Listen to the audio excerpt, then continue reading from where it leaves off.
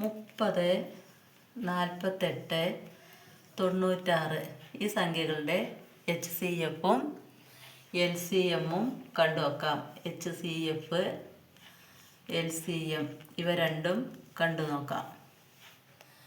അപ്പോൾ 30, 48, 96 ആദ്യം HCF കാണാം.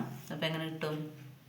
HCF കാണുമ്പോൾ നമ്മൾ എന്ത് ചെയ്യും? ഏറ്റവും വലിയ പൊതുഘടകമായിട്ട് വരാവുന്നത് ഏതാണോ അത് എഴുതും. ഇവിടെ നമുക്ക് ഏതാ എഴുതാൻ പറ്റുക? 6 എഴുതി വെക്കാം. 6 5 6 30, 48 6 8 6 48,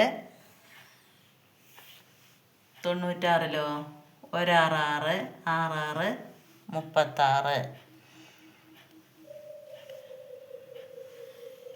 ഇനി ഇതിൽ 3ലും പോകുന്ന പൊതുഘടകം ഇല്ലാത്തത് കൊണ്ട് 5ൽ പോകുന്നത് 8 പോവില്ല, 8ലും 16ലും പോകുന്നത് 5ൽ പോവില്ല. അതുകൊണ്ട് പൊതുഘടകം ഇല്ലാത്തത് കൊണ്ട് ഇതിൻ്റെ HCF നമുക്ക് എത്ര കിട്ടി? 6 എന്ന് കിട്ടി. കാരണം ഈ ഒരു കോമൺ ഫാക്ടർ മാത്രമേ ഉള്ളൂ. ഇനി അതിൻ്റെ LCM ആണെങ്കിൽ നമുക്ക് എങ്ങനെ കിട്ടും? അപ്പോൾ LCM ആണെങ്കിൽ നമുക്ക് 30, 48, 96 അത് വേണമെങ്കിൽ ഇങ്ങനെയും കാണാം. 6നെ തന്നെ ആദ്യം എടുക്കാം. ചെറിയതൊന്ന് എടുക്കണം എന്നില്ല. 6നെ എടുത്താൽ പൊതുഘടകം ഉണ്ടല്ലോ. അപ്പോൾ 5 6 30, 8 6 48, 16 6 96 ഇതേപോലെ തന്നെ കിട്ടി.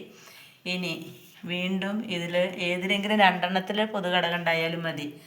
അതുകൊണ്ട് 2 തന്നെ ഇട്ട് വെക്കാം. 2 അല്ലെങ്കിൽ 4 ഇട്ട് വെക്കാം. 4 5ൽ 4 ഇല്ല, 5 അതുപോലെ ഇട്ടു. 2 4 8, 4 4 16. ഇനി ഈ 2 എണ്ണത്തിൽ വീണ്ടും ഘടകങ്ങളുണ്ട്. 5 അല്ല 2 ആണ്. അപ്പോൾ 5 അതേപോലെ തന്നെ എഴുതി. 1 2 2 2 2 4. ഇനി ഇതിൽ 2ലും പൊതുഘടകങ്ങളില്ല. അതുകൊണ്ട് ഇതിൻ്റെ LCM എത്ര? 6 × 4 × 2 × 5 × 2 എത്ര കിട്ടും? 6 × 4 × 2 × 5 × 2 6 4 24, 24 2 48, 48 ×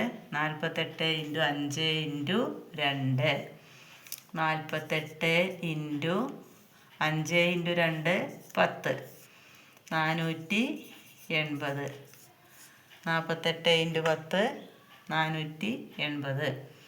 അപ്പോൾ എത്ര കിട്ടി? 480 LCM കിട്ടിയത്. HCF ആയിട്ട് കിട്ടിയതോ 6.